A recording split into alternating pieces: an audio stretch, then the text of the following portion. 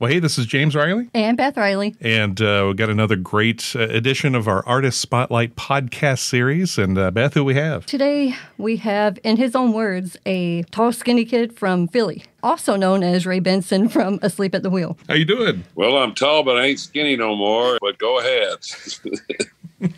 Kind of starting it out on a sad note, but yesterday, the death of Commander Cody.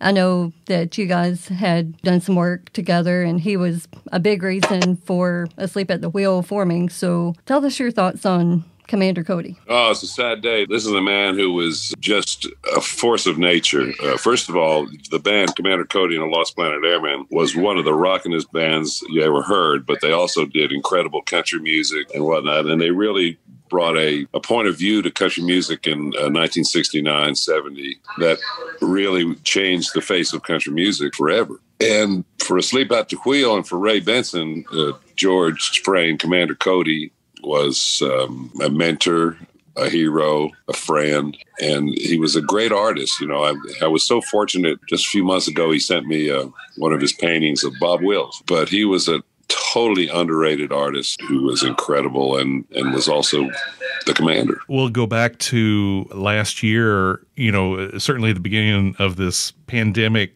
we weren't sure, and none of us were sure, like, you know, how serious is this? Do we have to be worried? You know, we'll hear about things in other countries and reading about you getting it, and it sort of brought it real to everybody, certainly real to you, and, you know, good that you came through that, and symptoms were mild, I guess, compared to others. But man, what's the last year and a half plus, I guess, been like for you?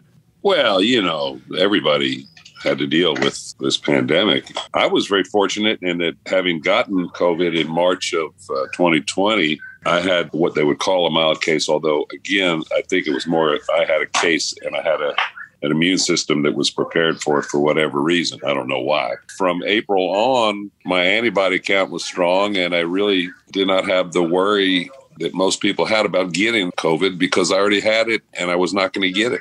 So it really created a different mindset for me. You were born in Pennsylvania, moved to Ohio and West Virginia and California and Texas and coast to coast. Tell us about what keeps you in Texas. Well, this is my home, you know. Yeah. My kids were born here. Both my kids lived here. I'm going to be a grandfather tomorrow. Oh, wow. So yeah, there'll be 4 generations now.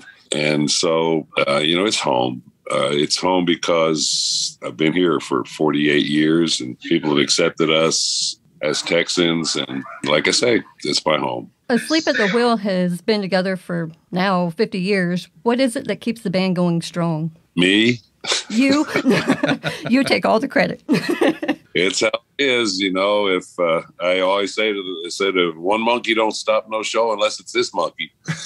That's what it's been. You know, I've had the fortunate ability and to attract really fabulous musicians to come and play in this band, and that's how it goes. And I'm very appreciative of the fact that so many great and talented musicians, singers, technicians have decided that this was a worthwhile thing to do. Now, speaking of the band, on Friday, actually, October 1st, you have a brand new album called Half a Hundred Years coming out. Tell us about that album and some of the people that you can hear on it. Yeah, well, we had all planned to do a reunion album of the original band and alumni with the current band, and then it all went to hell in a handbasket during COVID.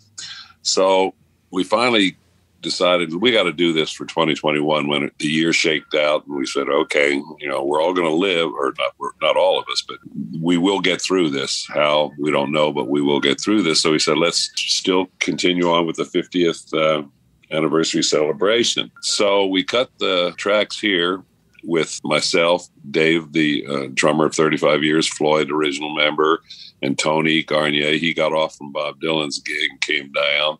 We cut the tracks, and then we sent them to Lucky in Australia, Flavio in Rome, Italy, Chris O'Connell in Berkeley, Leroy in Vermont, Larry Franklin and other people in Nashville, and then we had other people come into the studio here, and we put the album together. Now, the title song I wrote came from, I went to visit Jamie Johnston This was in January before the pandemic. And I said, hey, it's our 50th anniversary. And he said, 100 years?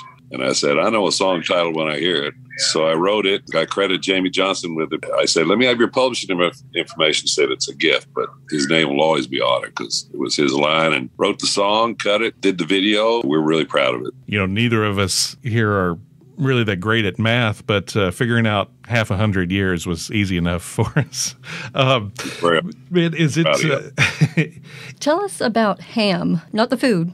Don't get hungry or anything, but the Health Alliance for Austin Musicians. Tell us about that. So 15 years ago, I was the chairman of the Sims Foundation, which was dealing with mental health problems in the music community. And I said, we're doing a good job here. It was a suicide prevention and psychologist problem. So I said, we need to do something about the physical health. This was long before Obamacare had come in. So we formed this thing called HAM, Health Alliance for Austin Musicians, and it's been quite a success, providing health care for thousands of broke musicians in the surrounding areas that needed dental health, physical health, and then the Sims Foundation does mental health.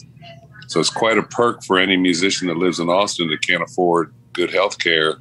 Asleep at the Wheel has won 9 Grammy Awards since 1970 and released over 20 albums and charted more than 21 singles on the Billboard Country chart. You also have an Ameripolitan Award for Western Swing Male, which you got in 2014. You were the co-host of the Ameripolitan Awards in 2017 when my husband James won. Tell us about all those awards and the importance of them or how they make you feel.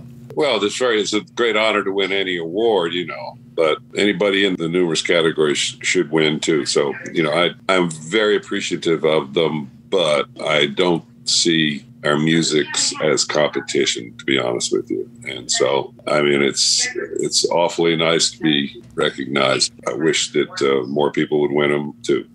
You've obviously had an opportunity to play with a lot of folks in different time periods. Is there we talk about here, wishing we could find a time machine, go back to some pretty amazing time points that were either before us or whatever. Do you ever think if you had the opportunity to go in a time machine and go back to a specific time, maybe reliving a time that you did or something before you, have you ever thought about something that would be cool to experience? Yeah, I've been asked that question. I've always said the Paleozoic era, man. I'd love to be around when there's dinosaurs. Yeah. I could see you as like a T-Rex or something. Yeah, in terms of music, the 30s, I'd love to have been around in the 30s. And there's such an exciting time in all kinds of music, yeah. And speaking of music again, we like to ask this question as well. If you could pick 3 to 5 albums to take with you to a desert island, which one would you take? I'd take the collection of Hank Williams that I have, which is just a great album. And then I'd have a jazz album of Tony Bennett and Bill Evans. It's a duet album of those two. I would take a Louis Jordan, Best of Louis Jordan and his Timpani 5. That's the Choo Choo Boogie, Ain't Nobody Here But Us Chickens and all them. And let's see, I need a good, I would take an album of Bach, all of Bach's music. And the 5th one would be, we'd have to flip a lot of coins for that one. I don't know. I guess maybe either the Beatles or Elvis. Oh, wow. Yeah, there you go. That's hard to pick between those. So, of course, new record, 100 Years, coming out this Friday. What else can we expect on the horizon, or what else you got brewing there? Well, the record's pretty crazy. It's a double vinyl album and CD and streaming, etc. But that's how it's 19 cuts. First of all, we did the quote hits of Asleep at the Wheel, Miles of Texas, Route 66, The Letter Johnny Walker Read. Those are the hits. And then we did new songs that we wrote or co-wrote, the 3 singers, Leroy, Chris, and myself. So on the Route 66, we have a bunch of alumni singing on it. We did Bump Bounce Boogie, and 3 of our girl singers, Elizabeth the Queen, Chris O'Connell, and Katie Shore, all sang that. Leanne Womack joined us on Letter Johnny Walker Read. She and I did a duet on that. We did Take Me Back to Tulsa. That was my first record. It was a Bob Wills song, still is. But it was our first record that recorded in 1972. So for this one, current band played it, and then George Strait and Willie Nelson joined me on that one. Then Bill Kirchen and I, Bill from Commander Cody's band, and Bill Kirchen, he has his own solo career. We did a Dan Hicks tune he co-wrote with Dan Hicks of Dan Hicks and the Hot Licks, so he's on the album. And then Jason Roberts and all Larry Franklin, all the alumni that we could fit on the record are on it. It's chock full of fun. And I wrote a song called There You Go Again, and me and Lyle Lovett duetted on that. No, that one just came out as, I guess they put them out before the album. So There You Go Again, it just was, I don't know how y'all get them on some digital thing. Yeah, we had a chance to check out the album, and it's, from start to finish, just incredible. Well, Ray Benson from Asleep at the Wheel, we want to thank you very much for your time and taking the time out to chat with us today. Thank you. Poppin' with Beth, that's a good one. Good title. Thank you.